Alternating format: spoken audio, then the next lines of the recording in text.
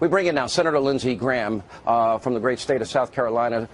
Senator, you were extremely outspoken today about what was happening in Washington versus what we now see unfolding live at this very moment, which is Kim Jong-un, President Trump, now negotiating the denuclearization of the entire peninsula. Thoughts? It was disrespectful to President Trump. It undercut our foreign policy. I talked to President Trump last night. He didn't appreciate very much having this hearing while he's trying to get the North Koreans to give up their nuclear arsenal. I can only imagine if we'd pulled this stunt, what would be happening to us on every major network in the country. So I'm very disappointed. Senator, if I may, if I can, there is, so Kim Jong-un and the president, they spent about, well, 34 minutes or 30-some-odd minutes alone together. As Ed Henry just told us moments ago, that they're now going to bring in their teams. Yeah, these are their interpreters walking with them. This is the pool at the historic Metropole Hotel. And they are going to be walking over to the expanded group. And there they are, as we said earlier. Secretary of State Mike Pompeo and his counterpart on the North Korean side. We expect maybe someone like Mick Mulvaney, John Bolton, who we saw waiting just off stage left there a moment ago, might join as well. So they're just about almost on time. They were talking about 9:45 a.m. local time here, 9:45 p.m. Eastern back home, that they would be having what they call an expanded bilateral meeting with the top I don't know pictures if you can interpret it, but a lot of smiles, a lot of personality. Look, you can see Kim Jong-un seems very relaxed. It's very cordial. The president friendly. said a few moments ago when reporters were there, I wonder if Chairman Kim is willing to say what he said to us at dinner last night.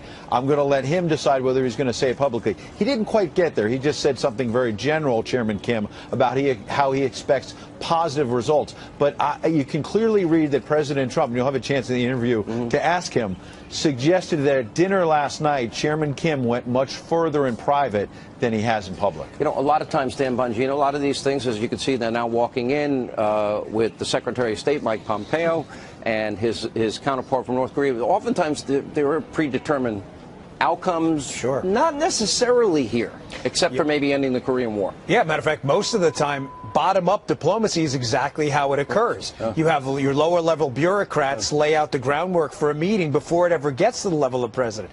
He's taken it in a different direction. He said, we're going to handle this from the top. Let me go back to Senator Lindsey Graham back in Washington.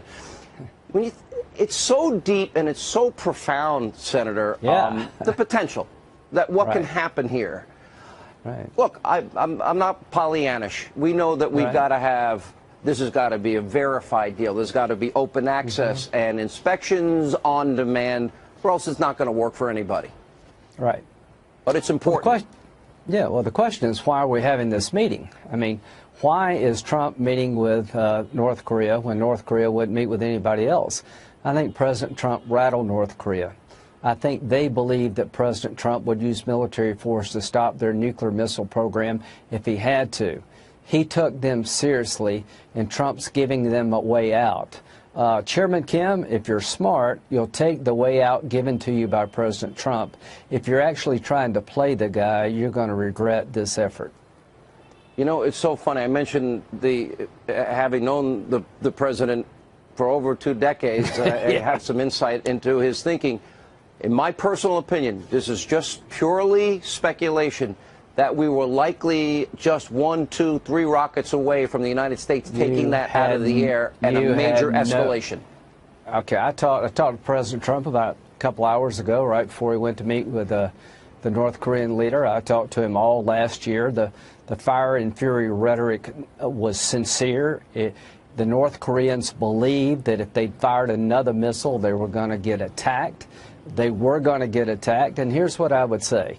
The president's giving them a chance to maintain their security, increase their prosperity, and in return, he wants them to give up their nukes.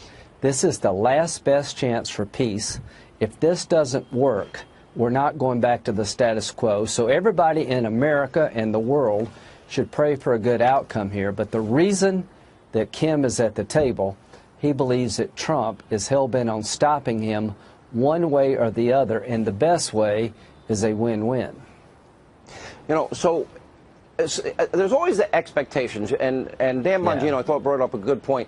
When Reagan walked away from the table at Reykjavik, And yet, the media went insane. When Reagan talked about the evil empire, they went insane. When Bush talked about the axis of evil, they went insane. When he challenged Gorbachev to tear down the wall, there seems to be a pattern. You know, we've been around too long. But there seems to be this pattern, and that is that the Democrats feel, and it's just, I find it Neville Chamberlain-ish and Pollyannish and naive and frankly dangerous, that somehow if they bribe dictators and the world's despots, Bill Clinton tried it with Kim Jong-un's father, Kim Jong-il, and we know that Obama tried it with the mullahs in Iran. Oh, if we give you $150 billion in cash and other currencies, maybe you'll like us? No, they're still chanting death to America and threatening to annihilate Israel and wipe it off the map. But strength seems to get their attention. And I believe that you're right. The president absolutely was believable in the hearts and minds of the North Koreans and Kim Jong-un. All I can tell you is if Susan Rice gives you some advice, Mr. President, don't take it. The Iran deal has not worked out well for everybody in the Everybody Mideast. here is laughing. That's really good. Well, so the bottom line is if a guy's threatened to cut your throat, don't buy him a knife. John Kerry walked through glass to get a crappy deal with Iran. Trump is smart enough to get out of that deal. And he says, I'm not in a hurry. I want a good deal. I want a real deal. A real deal with North Korea is they give up their nukes. We end the Korean War, and we have peace and prosperity for everybody on the peninsula. A bad deal is to continue for North Korea to build up their nuclear forces, and Trump's not going to let that. He's called the question. Hey, you want to make the media's head spin? You really want the hate Trump mob to go insane right now? It's not that hard. I haven't. Now, Obama got a Nobel Peace Prize for nothing, just for showing up.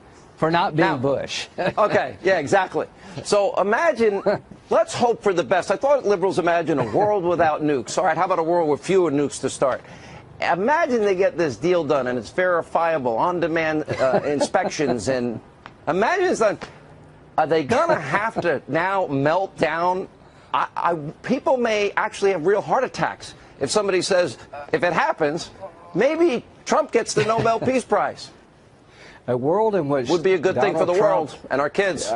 A world in which Donald Trump gets the Nobel Peace Prize is probably more dangerous in the eyes of the liberals than North Korea having nukes. But the point is that he's on the verge of a breakthrough, I hope, but he is not going to let this go forward the way it's been in the past. Either we're going to have peace or we're eventually going to have a military conflict. I think North Korea realizes that's the two choices they have. All right, Senator, thank you. I know, and you're right about what happened today. What a dramatic comparison. How shallow, pathetic, and frankly sad. Thank you so much for being with us. Michael Rothfeld, he's an investigative reporter for our corporate cousin, the Wall Street Journal, and has been covering Cohen's testimony. In fact, he broke the news that Cohen arranged hush money deals with the porn star Stormy Daniels and Playboy model Karen McDougal. Michael, good to see you. I want to kind of bring you back 13 months because when you broke the story, Michael Cohen said to you, and I'm quoting here, "This is now the second time that you are raising outlandish allegations against my client. You have attempted to perpetuate this false narrative for over a year, a narrative that has been consistently denied by all parties since 2011. And this is what Michael Cohen sounded like yesterday. Play this. Is there any other wrongdoing or illegal act that you are aware of regarding Donald Trump that we haven't yet discussed today? Yes, and again, those are part of the investigation that's currently being looked at by the Southern District of New York. Yeah, we're talking about two different men there, Michael. What did you make of his testimony yesterday? Well, he's reversed himself, obviously, for some months. And it's true, as you said, when we initially were reporting on that, the statements you read were referring to whether Trump had a sexual encounter with Stormy Daniels. And Cohen consistently had denied that.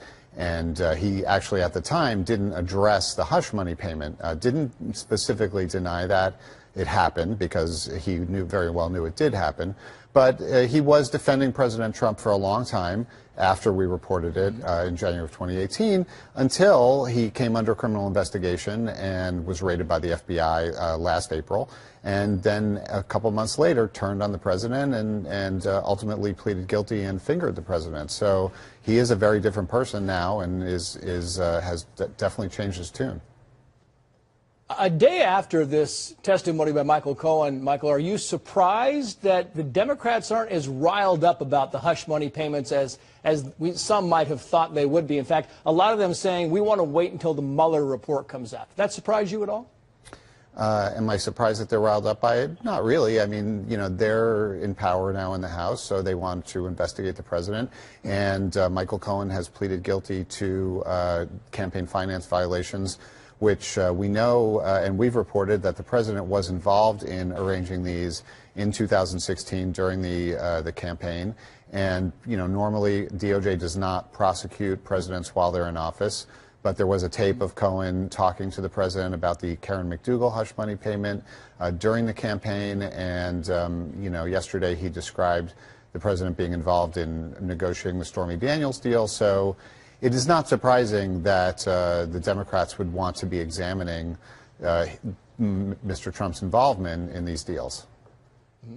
And what about Michael Cohen saying that the president didn't specifically direct him to lie, that he gave him these coded messages? What did you take away from that? That was regarding the Trump Tower Moscow deal, which Cohen has pleaded guilty to lying about that to Congress. And I don't think that's surprising.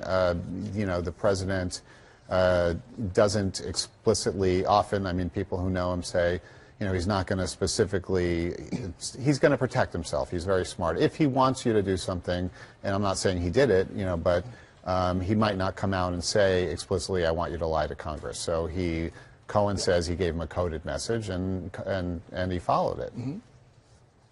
And the story goes on. Michael Rothfeld with our corporate cousin, the Wall Street Journal. Michael, thank you.